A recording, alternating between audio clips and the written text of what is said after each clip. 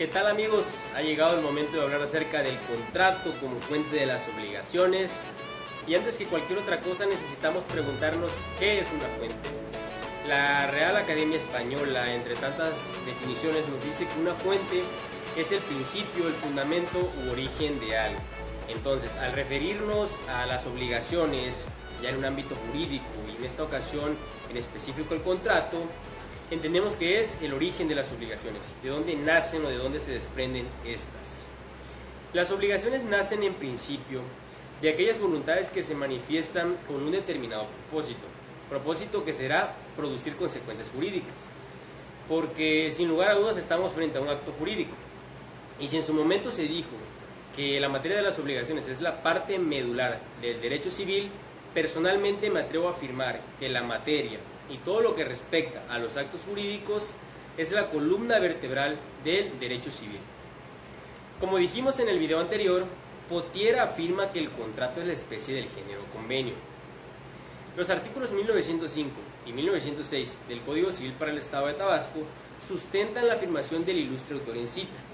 El artículo 1905 nos define al convenio en sentido amplio como aquel acuerdo de dos o más personas para crear, transferir, modificar, conservar o extinguir derechos y obligaciones. Me llama mucho la atención el término conservar.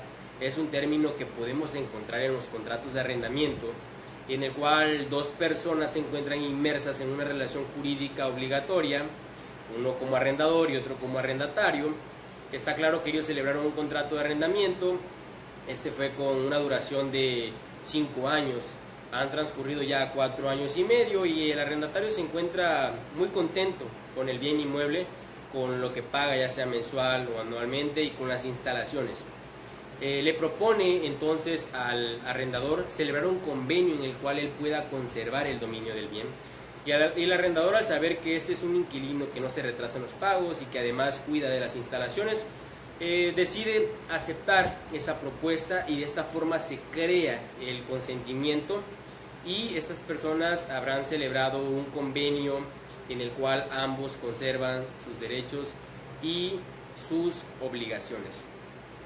La doctrina mexicana ha determinado que el convenio o los convenios en sentido estricto son aquellos acuerdos de voluntades entre dos o más personas para crear, para modificar, o extinguir derechos y obligaciones. El artículo 1906 del Código Civil para el Estado de Tabasco determina que los convenios que crean o transfieren derechos y obligaciones reciben el nombre de contratos. En conclusión, la afirmación que nos aporta Pottier no deja lugar a dudas.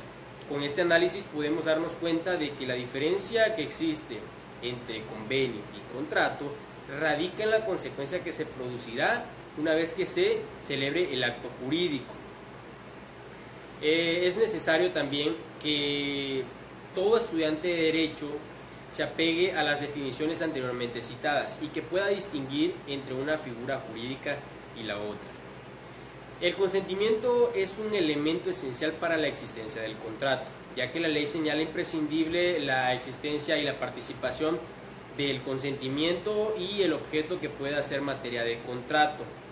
Vale muchísimo la pena mencionar que el consentimiento no se produce intempestivamente. El proceso de formación de un contrato inicia cuando un individuo, con el ánimo de entrar en una relación jurídica con otro u otras personas, les propone celebrarlo. Cabe mencionar que en un principio esta es solamente una proposición, una simple oferta. Proposición que se convertirá en un consentimiento cuando el destinatario acepte la proposición. El doctor Ernesto Gutiérrez y González, en su estupendo análisis acerca del consentimiento, nos aporta dos grandes elementos, que son la publicitación expresa u oferta, que estamos hablando de una declaración unilateral de la voluntad que debe ser recepticia, puede ser expresa o tácita y a persona determinada o determinable.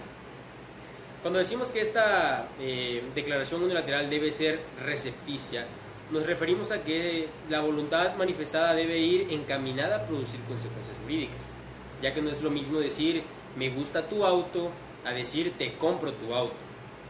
El segundo elemento es la aceptación.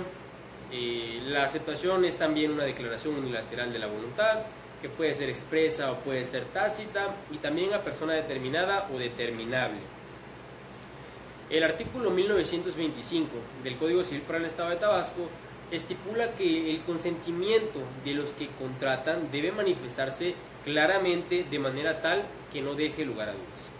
Y el numeral 1926 del mismo código establece que el consentimiento puede ser tanto expreso como tácito, y que será expreso cuando la voluntad se manifieste verbalmente, de forma escrita y a través de signos inequívocos, y que será tácita cuando la voluntad se manifiesta a través de actos u hechos que así lo presupongan. Otro elemento no menos importante es el objeto. El objeto es lo que el deudor debe dar, hacer o no hacer. El objeto del contrato es aquella prestación específica que debe realizar el deudor para satisfacer los intereses contractuales del acreedor.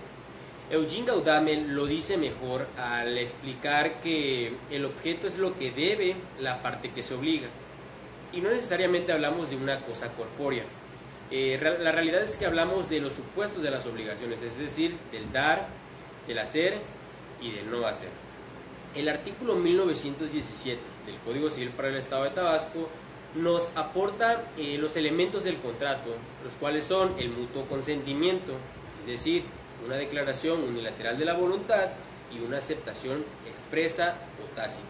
El segundo elemento es el objeto que pueda ser materia del contrato. Y el tercer elemento es la solemnidad, aunque el profesor Carlos Mario Degollado Hernández se manifiesta en desacuerdo, ya que la realidad es que en ninguno de los contratos existentes en el libro quinto de nuestra legislación existe la solemnidad. En conclusión, los elementos los elementos del contrato son el consentimiento y que su aceptación se encuentre libre de vicios entre las partes que lo celebran. El segundo elemento es el objeto, que pueda ser física y jurídicamente posible. Y el tercer elemento es la causa o el motivo determinante, es decir, la razón de existir del contrato. El artículo 1950 del Código Civil para el Estado de Tabasco establece que el objeto de las obligaciones, cualquiera que sea su fuente, va a consistir o puede ser un bien o un hecho, y que el bien objeto de las obligaciones debe existir en la naturaleza, debe ser determinado o determinable en cuanto a su especie, y el hecho objeto de las obligaciones debe ser lícito, debe ser posible y debe ser susceptible de valorización pecuniaria. Debe ser lícito porque la causa o el motivo determinante del contrato no debe ir contrario a las leyes. Debe ser posible en cuanto a su existencia y debe ser susceptible de valorización pecuniaria en cuanto a que éste debe estar en el comercio. Si llegase a faltar alguno de estos elementos, estaríamos ante la inexistencia del contrato, ya que no se constituiría un contrato en el que el objeto no sea física y jurídicamente posible. El profesor Carlos Mario Degollado Hernández nos aporta un ejemplo tan simple, pero a la vez tan demoledor que no deja lugar a dudas. Juan y Pedro planean celebrar un contrato de compra-venta en el cual Juan le venderá a Pedro la hada madrina de la Cenicienta. Es claro que no se puede constituir un contrato, ya que ni va a ser posible físicamente ni jurídicamente en el supuesto que mencionamos. Pero la ley sí permite que aquellas cosas que aún no existen, es decir, aquellas cosas futuras, sí puedan ser materia de contrato, como puede ser aquel contrato de compraventa de cosechas que están próximas o de aquellos animales que se encuentran en el vientre de su madre.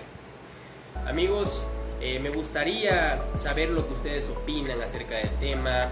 Si alguno de ustedes tiene alguna discrepancia con lo hoy expuesto, me gustaría que pudiesen externar sus pensamientos. También me gustaría adelantarles un poco del próximo video. Va a ser un video muy, pero muy hermoso. Bueno, el tema va a ser muy hermoso. Y les agradezco mucho por la atención prestada. Espero que todos se encuentren muy bien. Y saludos cordiales para todos.